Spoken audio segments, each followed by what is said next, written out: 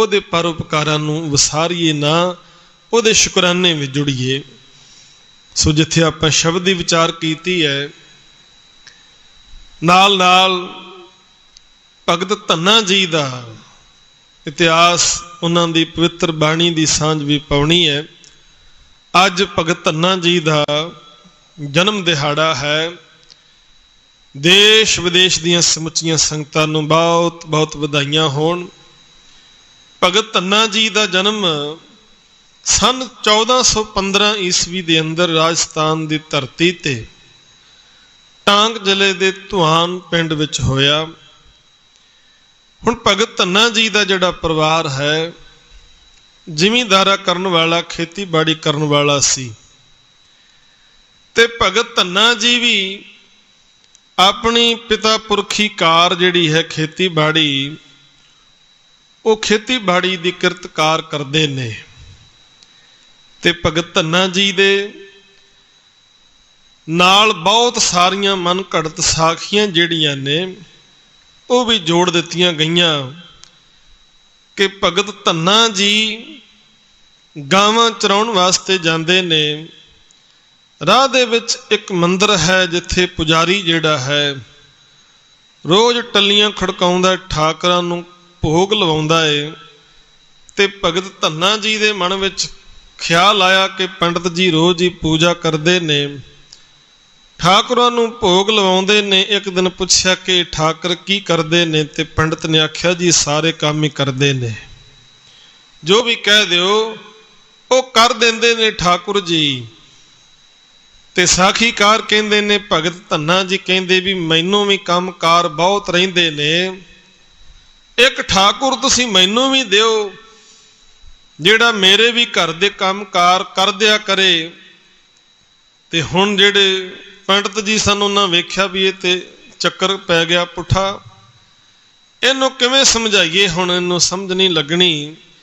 ਕਹਿੰਦੇ ਉਹਨੇ ਗੈਲ ਛਡਾਉਣ ਵਾਸਤੇ, ਆਪਣੀ ਜਾਨ ਛਡਾਉਣ ਵਾਸਤੇ ਇੱਕ ਵੱਡਾ ਸਾਰਾ ਪੱਥਰ ਜਿਹੜਾ ਏ ਉਹ ਕੱਪੜੇ ਵਿੱਚ ਲਪੇਟ ਕੇ ਦੇ ਦਿੱਤਾ। ਕਹਿੰਦੇ ਠਾਕੁਰ ਨੇ ਇਹਨਾਂ ਨੂੰ ਘਰੇ ਲੈ ਜਾ, ਇਹਨਾਂ ਨੂੰ ਪ੍ਰਸ਼ਾਦਾ ਪਾਣੀ ਦਾ ਭੋਗ ਲਵਾਈ, ਇਹ ਤੇਰੇ ਕੰਮਕਾਰ ਵੀ ਕਰਿਆ ਕਰਨਗੇ।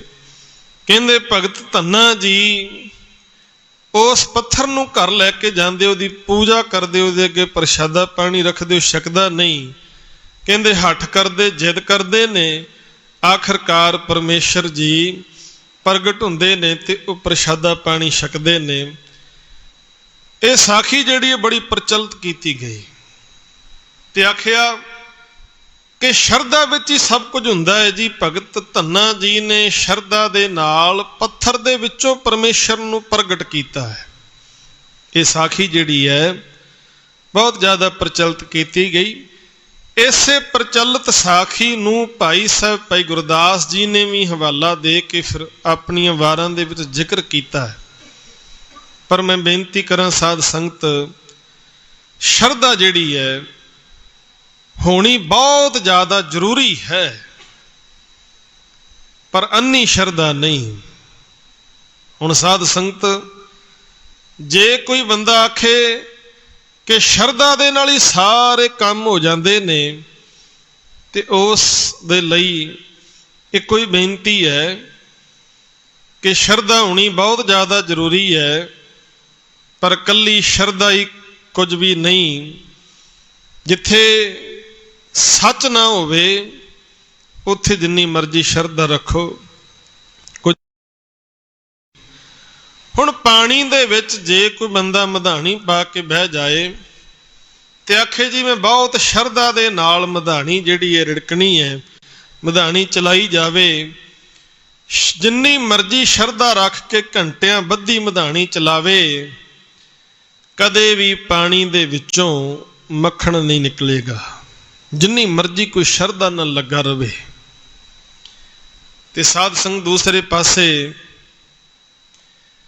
ਦੁੱਧ ਨੂੰ ਗਰਮ ਕਰਕੇ ਠੰਡਾ ਕਰਕੇ ਜਾਗ ਲਾ ਕੇ ਦਹੀਂ ਜਮਾਇਆ, ਤੇ ਉਸ ਜੰਮੇ ਹੋਏ ਦਹੀਂ ਨੂੰ ਰਿੜਕਣ ਵਾਸਤੇ ਕੋਈ ਮਨੁੱਖ ਬੈਠੇ, ਤੇ ਰਿੜਕਦਿਆਂ ਰਿੜਕਦਿਆਂ ਕੁਝ ਸਮੇਂ ਬਾਅਦ ਉਹਦੇ ਵਿੱਚੋਂ ਮੱਖਣ ਜਿਹੜਾ ਏ ਉਹ ਨਿਕਲਣਾ ਹੀ ਨਿਕਲਣਾ ਹੈ, ਕਿਉਂਕਿ ਉੱਥੇ ਇਕੱਲੀ ਸ਼ਰਧਾ ਕੰਮ ਨਹੀਂ ਕਰੇਗੀ, ਉੱਥੇ ਯਥਾਰਥ ਵੀ ਹੈ, ਉਹਦੇ ਵਿੱਚ ਕੁਝ ਹੈ ਵੀ। ਸੋ ਦਹੀਂ ਨੂੰ ਰਿੜਕਿਆ ਮੱਖਣ ਦੀ ਪ੍ਰਾਪਤੀ ਹੋਵੇਗੀ, ਪਰ ਜੇ ਕੋਈ ਆਖੇ ਮੈਂ ਪਾਣੀ ਨੂੰ ਰਿੜਕ ਕੇ ਮੱਖਣ ਕੱਢ ਲਵਾਂ, ਸ਼ਰਧਾ ਦੇ ਨਾਲ ਜੇ ਕਿਸੇ ਨੇ ਅਜੇ ਤੱਕ ਪ੍ਰਾਪਤ ਕੀਤਾ ਏ ਤੇ ਦਾਸ ਦੀ ਜਾਣਕਾਰੀ ਵਿੱਚ ਵੀ ਵਾਧਾ ਕਰ ਦਿਓ। ਇਸ ਕਰਕੇ ਇਹ ਕਹਿਣਾ ਕਿ ਭਗਤ ਧੰਨਾ ਜੀ ਪੱਥਰ ਪੂਜਕ ਸਨ ਜਾਂ ਪੱਥਰ ਵਿੱਚੋਂ ਰੱਬ ਪ੍ਰਾਪਤ ਕਰ ਲਿਆ, ਇਹ ਬਹੁਤ ਵੱਡਾ ਅਨਿਆਂ ਜਿਹੜਾ ਸਾਖੀਕਾਰਾਂ ਨੇ ਭਗਤ ਜੀ ਨਾਲ ਕੀਤਾ ਹੈ। ਅਸਲ ਦੇ ਅੰਦਰ ਭਗਤ ਧੰਨਾ ਜੀ ਆਪਣੀ ਕਿਰਤਕਾਰ ਕਰਦੇ ਨੇ, ਤੇ ਉਸ ਟਾਈਮ ਭਗਤ ਕਬੀਰ ਸਾਹਿਬ, ਭਗਤ ਰਵਿਦਾਸ ਜੀ, ਭਗਤ ਨਾਮਦੇਵ ਜੀ, ਭਗਤ ਸੈਣ ਜੀ, ਇਹਨਾਂ ਭਗਤਾਂ ਨੇ ਆਪਣੀ ਕਿਰਤਕਾਰ ਕਰਦਿਆਂ ਹੋਇਆਂ ਪਰਮੇਸ਼ਰ ਦੀ ਬੰਦਗੀ ਵਿੱਚ ਜੁੜ ਕੇ ਬਹੁਤ ਉੱਚਾ ਮਾਣ ਮਰਾਤਬਾ ਹਾਸਲ ਕੀਤਾ। ਇਹਨਾਂ ਦੀ ਵਡਿਆਈ, ਇਹਨਾਂ ਦਾ ਜਸ ਘਰ ਘਰ ਫੈਲ ਗਿਆ। ਤੋ ਇਹਨਾਂ ਭਗਤਾਂ ਤੋਂ ਪ੍ਰੇਰਿਤ ਹੋ ਕੇ ਭਗਤ ਧੰਨਾ ਜੀ ਪਰਮੇਸ਼ਰ ਦੀ ਬੰਦਗੀ ਵਿੱਚ ਜੁੜਦੇ ਨੇ। ਇਹਦੀ ਬਕਾਇਦਾ ਗਵਾਹੀ ਜਿਹੜੀ ਹੈ ਸਤਿਗੁਰਾਂ ਨੇ ਬਾਣੀ ਦੇ ਵਿੱਚ ਭਰੀ ਹੈ।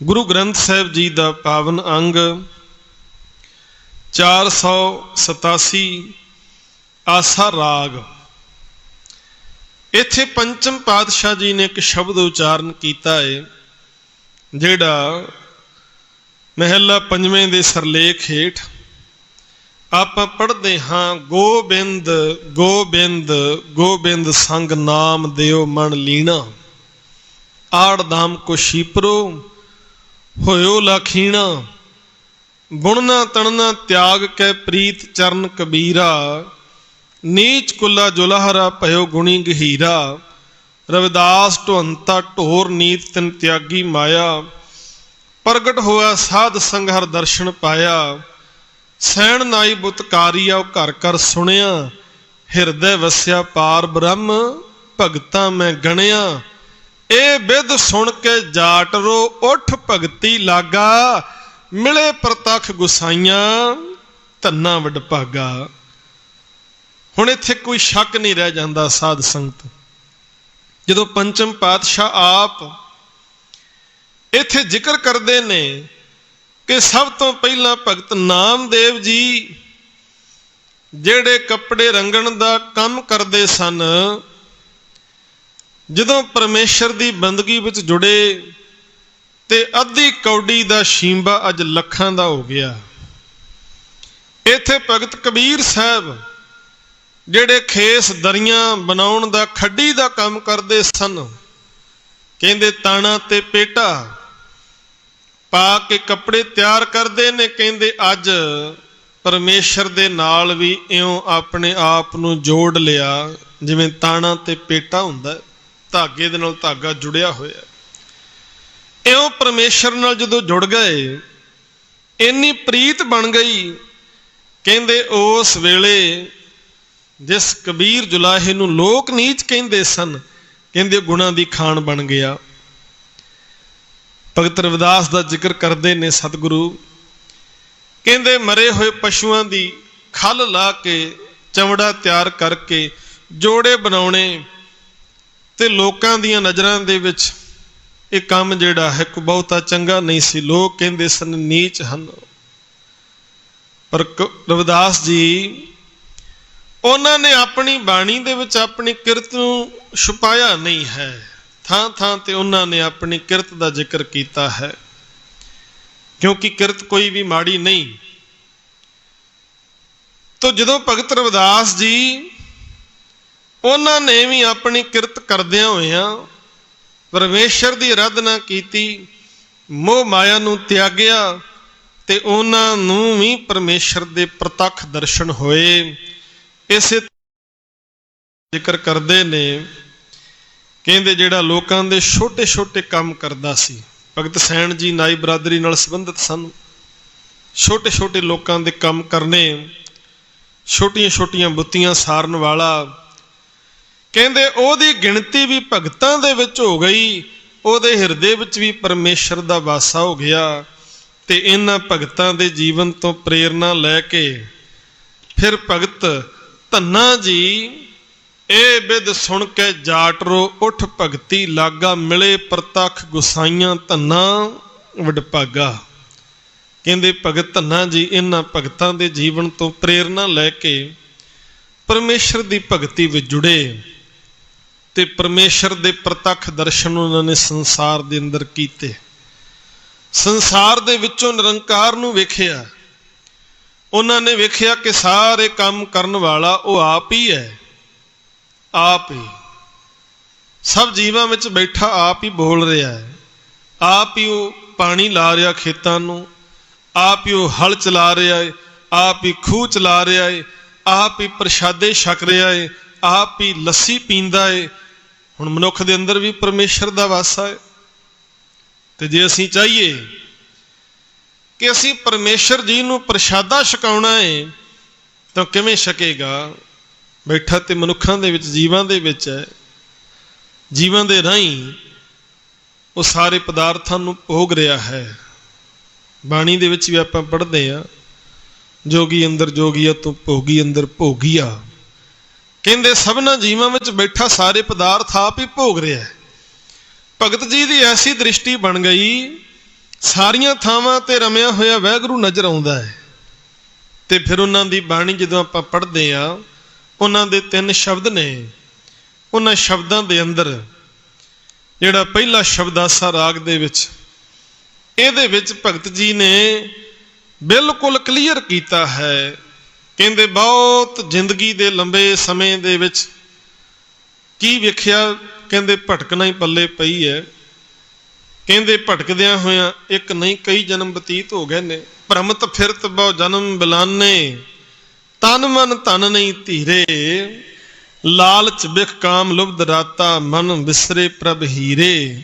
ਰਹਾਉ ਬਿਖ ਫਲ ਮੀਠ ਲੱਗੇ ਮਨ ਬਾਉਰੇ, ਚਾਰ ਵਿਚਾਰ ਨਾ ਜਾਣਿਆ, ਗੁਣ ਤੇ ਪ੍ਰੀਤ ਬੜੀ ਅਨਭੰਤੀ, ਜਨਮ ਮਰਨ ਫਿਰ ਤਾਨਿਆ। ਕਹਿੰਦੇ ਸੰਸਾਰ ਦੇ ਮੋਹ ਮਾਇਆ ਵਿੱਚ ਫਸ ਕੇ ਕਹਿੰਦੇ ਤੂੰ ਆਪਣੇ ਜਨਮ ਮਰਨ ਦਾ ਗੇੜ ਕੱਟ ਹੀ ਨਹੀਂ ਸਕਿਆ, ਉਸ ਗੇੜ ਵਿੱਚ ਹੀ ਵੱਜਾ ਰਿਹਾ। ਜੁਗਤ ਜਾਣ ਨਹੀਂ ਹਿਰਦੇ ਨਿਵਾਸੀ, ਜਲਤ ਜਾਲ ਜਮ ਫੰਦ ਪਰੇ, ਬਿਖ ਫਲ ਸੰਚ ਭਰੇ ਮਨ ਐਸੇ, ਪਰਮ ਪੁਰਖ ਪ੍ਰਭ ਮਨ ਬਿਸਰੇ। ਕਹਿੰਦੇ ਤੂੰ ਜੁਗਤੀ ਨਹੀਂ ਪ੍ਰਾਪਤ ਕੀਤੀ ਸਤਿਗੁਰੂ ਦੇ ਕੋਲੋਂ। ਜੇ ਤੂੰ ਜੁਗਤੀ ਪ੍ਰਾਪਤ ਕਰ ਲੈਂਦਾ, ਜੁਗਤੀ ਨਾਲ ਹੀ ਮੁਕਤੀ ਮਿਲ ਜਾਣੀ ਸੀ, ਸੰਸਾਰ ਵਿੱਚ ਰਹਿ ਕੇ ਨਿਰੰਕਾਰ ਮਿਲ ਜਾਣਾ ਸੀ। ਗਿਆਨ ਪ੍ਰਵੇਸ਼ ਗੁਰੈ ਧਨ ਦੀਆ, ਧਿਆਨ ਮਾਨ ਮਨ ਏਕ ਮਏ, ਪ੍ਰੇਮ ਭਗਤ ਮਾਨੀ ਸੁਖ ਜਾਣਿਆ, ਤ੍ਰਿਪਤ ਅਗਾਨੇ ਮੁਕਤ ਭਏ। ਜੋਤ ਸਮਾਏ ਸਮਾਨੀ ਜਾ ਕੇ, ਅਛਲੀ ਪ੍ਰਭ ਪਹਿਚਾਨਿਆ, ਧੰਨੇ ਧਨ ਪਾਇਆ ਧਰਨੀ ਧਰ, ਮਿਲ ਜਨ ਸੰਤ ਸਮਾਨਿਆ। ਕਹਿੰਦੇ ਮੈਨੂੰ ਧੰਨੇ ਨੂੰ ਧਰਤੀ ਦਾ ਆਸਰਾ ਧਰਨੀ ਧਰ, ਉਹ ਵਾਹਿਗੁਰੂ ਪਰਮੇਸ਼ਰ ਮਿਲ ਪਿਆ ਹੈ। ਪਰ ਮਿਲਿਆ ਕਿਵੇਂ? ਮਿਲ ਜਨ ਸੰਤ ਸਮਾਨਿਆ। ਮੈਨੂੰ ਸੰਤਾਂ ਦੀ, ਗੁਰਮੁਖਾਂ ਦੀ ਸੰਗਤ ਵਿੱਚ ਰਹਿ ਕੇ ਉਹ ਪਰਮੇਸ਼ਰ ਮਿਲਿਆ। ਗੁਰਮੁਖਾਂ ਦੀ ਸੰਗਤ ਵਿੱਚ ਰਹਿ ਕੇ ਉਹਦੇ ਦਰਸ਼ਨ ਹੋਏ ਨੇ। ਗੁਰਮੁਖਾਂ ਦੀ ਸੰਗਤ ਵਿੱਚੋਂ ਇਹ ਗਿਆਨ ਮਿਲਿਆ ਕਿ ਉਹ ਸਾਰੀਆਂ ਥਾਵਾਂ ਤੇ ਰਮਿਆ ਹੋਇਆ ਹੈ। ਉਹਨਾਂ ਦੀ ਬਾਣੀ ਵਿੱਚ ਕਿਤੇ ਵੀ ਜ਼ਿਕਰ ਨਹੀਂ ਹੈ ਕਿ ਉਹਨਾਂ ਨੇ ਕਿਸੇ ਪੱਥਰ ਨੂੰ ਪੂਜਿਆ ਹੈ। ਤੇ ਫਿਰ ਅਰਦਾਸ ਕਰਨ ਦੀ ਜੁਗਤ ਵੀ ਦੱਸਦੇ ਨੇ। ਕਹਿੰਦੇ ਅਰਦਾਸ ਕੇਵਲ ਅਕਾਲ ਪੁਰਖ ਪਰਮੇਸ਼ਰ ਹੀ ਸੁਣਦਾ ਸਾਡੀ, ਹੋਰ ਕੋਈ ਨਹੀਂ। ਰੇ ਚਿਤ ਚੇਤਸ ਕੀ ਨਾ ਦਿਆਲ ਦਮੋਦਰ, ਬਿਵੇ ਨਾ ਜਾਣਸ ਕੋਈ, ਜੇ ਧਾਵੇਂ ਬ੍ਰਹਮੰਡ ਖੰਡ ਕੋ ਕਰਤਾ ਕਰੇ ਸੋ ਹੋਈ। ਕਹਿੰਦੇ ਜੋ ਪਰਮੇਸ਼ਰ ਨੂੰ ਭਾਉਂਦਾ ਉਹੀ ਹੋਏਗਾ। ਹੇ ਮੇਰੀ ਜਿੰਦੇ, ਅਕਾਲ ਪੁਰਖ ਵਾਹਿਗੁਰੂ ਨੂੰ ਤੂੰ ਕਿਉਂ ਨਹੀਂ ਸਿਮਰਦਾ, ਕਿਉਂ ਨਹੀਂ ਚੇਤੇ ਕਰਦਾ? ਜਨਨੀ ਕੇਰੇ ਉਦਰ ਉਦਕ ਮੈਂ ਪਿੰਡ ਕੀਆ, 10 ਦਵਾਰਾ ਦੇ ਆਹਾਰ, ਅਗਨ ਮੈਂ ਰਾਖੇ ਐਸਾ ਖਸਮ ਹਮਾਰਾ। ਕਹਿੰਦੇ 10 ਦਵਾਰਿਆਂ ਵਾਲਾ ਸਰੀਰ ਮਾਂ ਦੇ ਉਦਰ ਦੇ ਵਿੱਚ ਸਾਜਿਆ, ਉੱਥੇ ਆਹਾਰ ਵੀ ਦਿੱਤਾ, ਰਾਖੀ ਵੀ ਕੀਤੀ। ਕੁੰਮੀ ਜਲ ਮੈਂ ਤਨ ਤਿਸ ਬਾਹਰ, ਪੰਖ ਖੀਰ ਤਿਨ ਨਾਹੀ, ਪੂਰਨ ਪਰਮਾਨੰਦ ਮਾਹੀ। ਕਹਿੰਦੇ ਕੁੰਮੀ ਜਿਹਦੇ ਕੋਲ ਖੰਭ ਵੀ ਨਹੀਂ ਹਨ, ਜਿਹਦੇ ਕੋਲ ਦੁੱਧ ਦੀ ਦਾਤ ਵੀ ਨਹੀਂ, ਜਿਹਦੇ ਬੱਚੇ ਬਾਹਰ ਸੁੱਕੀ ਰੇਤਾ ਦੇ ਵਿੱਚ ਹੁੰਦੇ ਨੇ ਤੇ ਕੁੰਮੀ ਆਪ ਪਾਣੀ ਵਿੱਚ ਹੁੰਦੀ ਹੈ, ਪਰ ਬੱਚੇ ਅਕਾਲ ਪੁਰਖ ਵੱਲੋਂ ਬਖਸ਼ੀ ਸੂਝ ਦੇ ਨਾਲ ਆਂਡਿਆਂ ਵਿੱਚੋਂ ਨਿਕਲ ਕੇ ਪਾਣੀ ਵਿੱਚ ਆ ਕੇ ਆਪਣੀ ਮਾਂ ਨੂੰ ਆਪੇ ਲੱਭ ਲੈਂਦੇ ਨੇ। ਇਹ ਸੋਝੀ ਤੂੰ ਦਿੱਤੀ ਹੈ।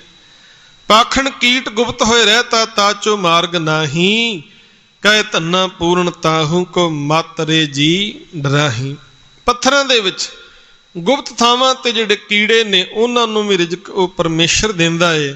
ਭਗਤ ਧੰਨਾ ਜੀ ਕਹਿੰਦੇ ਐਵੇਂ ਚਿੰਤਾ ਨਾ ਕਰਿਆ ਕਰ।